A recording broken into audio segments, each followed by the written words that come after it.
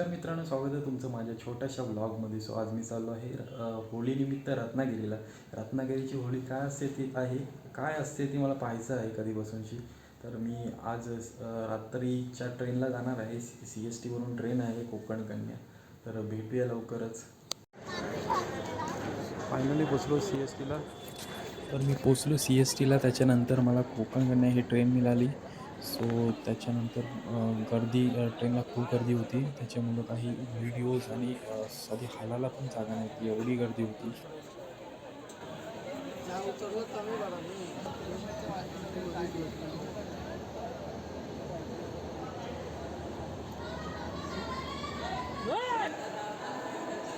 तर 6:30 वाजता सकाळी ट्रेन आली रत्नागिरी स्टेशनला. आणि रत्नागिरी स्टेशनचं तुम्ही लुक पाहू शकाल. खूप छान बनवलं आहे रेल्वे स्टेशन.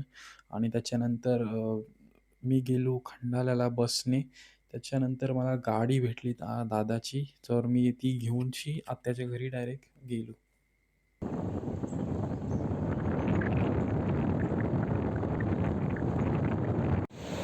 तर मी आलो आहे रत्नागिरीला, वरोडे गावामध्ये. पाटी गाव तुम्ही बघू शकता. मी खास करून आलो आहे होळी पाहायला. म्हणजे रत्नागिरीची कोकणातील होळी कशी असते. पालखी तर मी बघलेली आहे खूप. सो आता उद्या मला वाटते उद्या होळी आहे. तर उद्या इथली काय नवीन नवीन असते ॲक्टिव्हिटीज, म्हणजे प्रत्येक गावागावामध्ये वेगवेगळे होळी सेलिब्रेट करण्याचे लोक करतात. असं आहे की खूप सारे व्हिडिओज आणि इंस्टाग्रामवरती आपण बघतो, पण खरी ओळख ही अनुभवल्याशिवाय येत नाही. सो मी आज कोकणात गावी आलेलो आहे होळी पाहायला. इथली होळी कशी असते ती आणि काय असते त्याच्यामध्ये युनिकचा असा, म्हणजे जो कोकणकर मुंबईहून प्रत्येकजण गावी येतो होळी सेलिब्रेट करायला.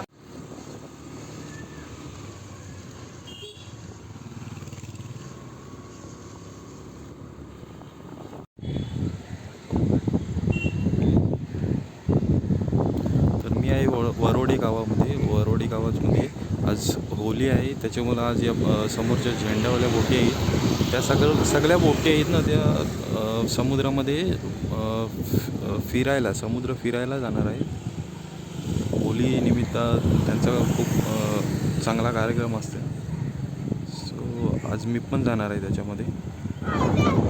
सो ही आपली बोट आहे, याच्यामध्ये जाऊ आपण. पुरा खेळतात पाण्यामध्ये.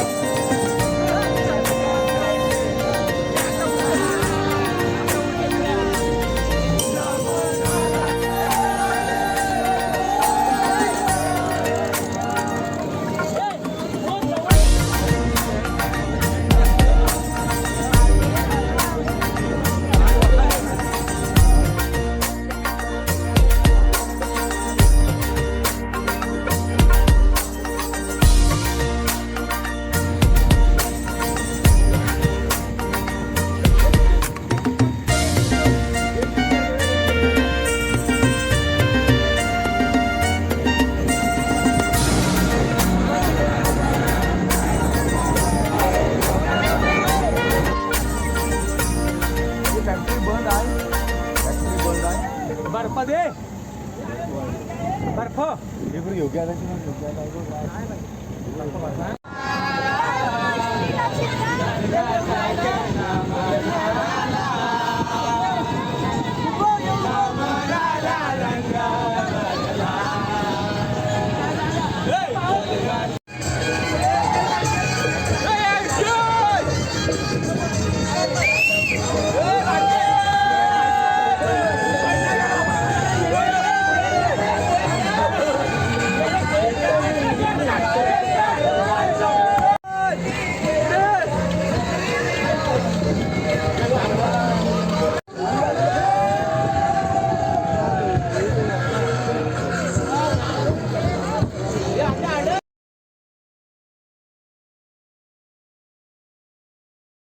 तर समुद्रातून सर्व बोटी आल्यानंतर इथेशी किनाऱ्याला लावल्या आणि त्याच्यानंतर इथेशी पाहू शकाल तुम्ही पाणी किती क्रिस्टल क्लिअर आहे ते. त्याच्यानंतर आम्ही गेलो होली बघायला. तर हे आहे श्रीरामाचं मंदिर. त्याच्यानंतर आम्ही चालत गेलो होली आणायला. तर सगळी पोरं चालतच जाणार होती शिव मंदिराकडे. आणि हा आहे वरोडे गावचा बस स्टॉप. त्याच्यानंतर आम्ही गेलो शिवमंदिरामध्ये. शिवमंदिराची तशी टोटल 3 मंदिरं आहेत. एक म्हणजे शिवमंदिर, दुसऱ्या मंदिरात श्रीदेव रवळनाथ, श्री चंडिका देवी आणि नवलाई आणि पावणादेवी पाषाणरूपी विराजमान आहेत. आणि तिसरं मंदिर हे गणेशाचं मंदिर आहे. खूप छान मंदिर आहेत. आणि मंदिरामध्ये चंडिका देवीची पालखी सजवत होती आणि ही पालखी तब्बल 40 दिवस यांचा उत्सव असतो पालखीचा.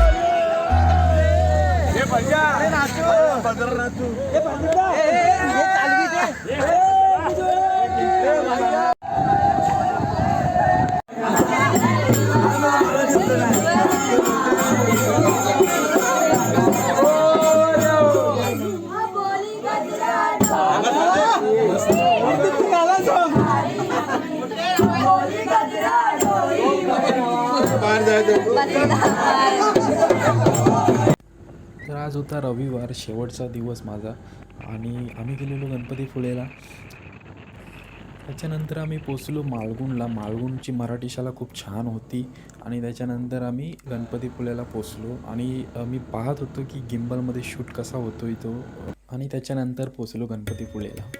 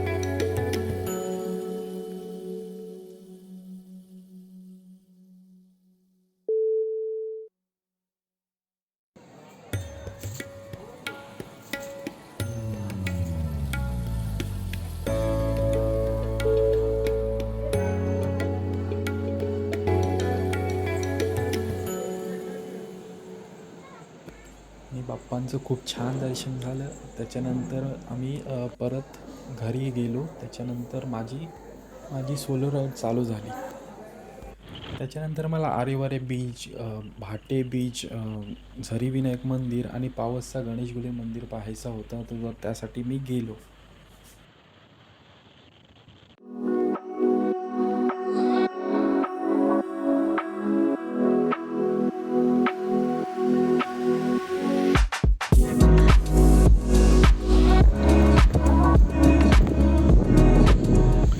सो फायनली मी आलेलो आहे काजीरबंडी व्ह्यू पॉईंटला. सो तुम्ही बघू शकता view same Aarewari feel. Aarewari पुढे आहे आणि हा पहिला गणपतीपुळेच्या पहिलाच 1 किलोमीटर असं फक्त मी येऊ शकता.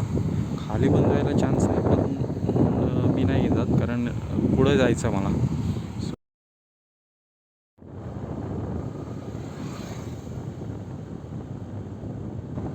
सो फायनली आम्ही चाललो आरेवारीला, आरेवारी बीचला.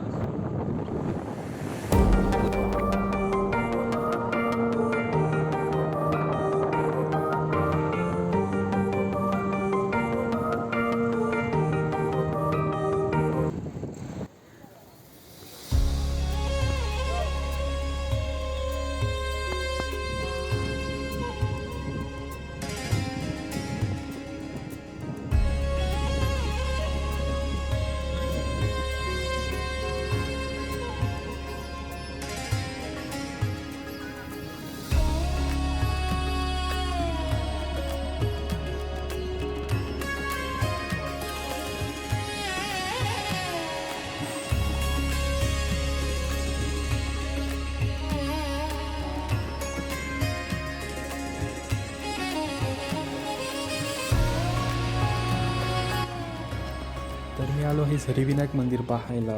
रत्नागिरी स्टेशनपासून जो कशिलेला जायचा रस्ता आहे त्याच्यामध्येच हा झरीविनायक मंदिर लागतो. मंदिराच्या बाजूलाच हनुमंताचं सुंदर असं मंदिर आहे आणि बाजूलाच बीच आहे.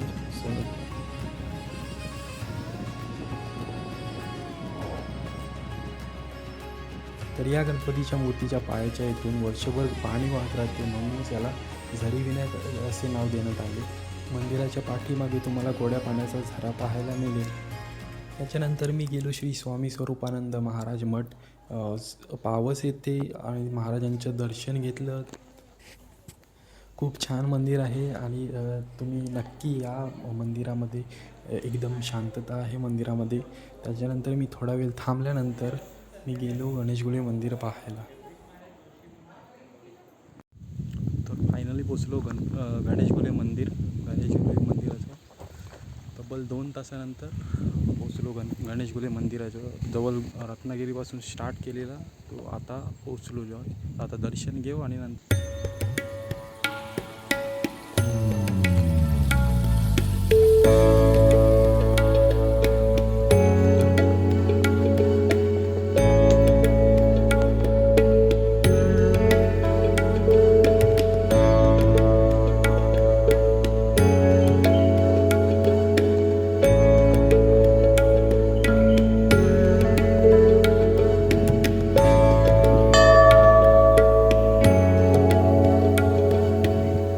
गणेशगुले हे मंदिर पावसपासूनशी 6 किलोमीटर अंतरावरती आहे. हे मंदिर 400 वर्षे जुने आहे. मंदिराच्या सभोवतालचं वातावरण खूप निसर्गरम्य आहे, शांत आहे आणि खास करून म्हणजे पक्ष्यांची किलबिलाटसुद्धा आहे. गणेशाची मूर्ती ही स्वयंभू आहे आणि पाषाण रूपात विराजमान आहे.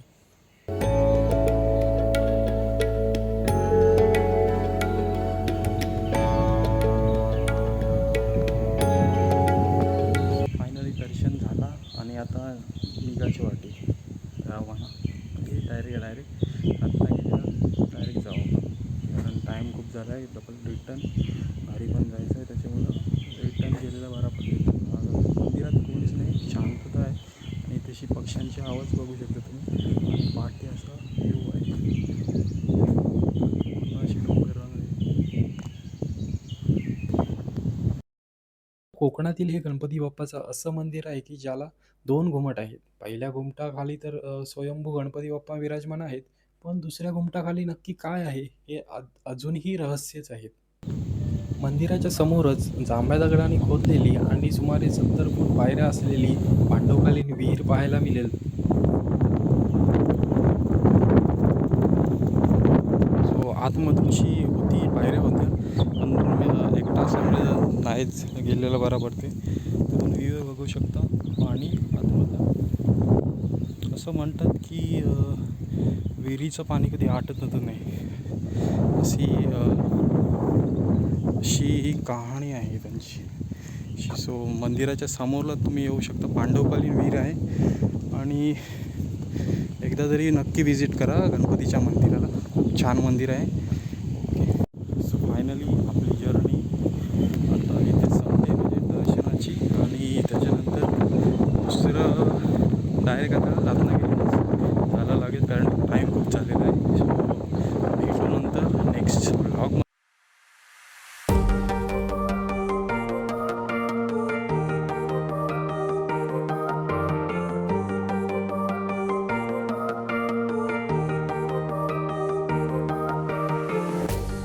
तर व्हिडिओ आवडले असल्यास नक्की लाईक करा. भेटूया लवकरच नवीन व्हिडिओ.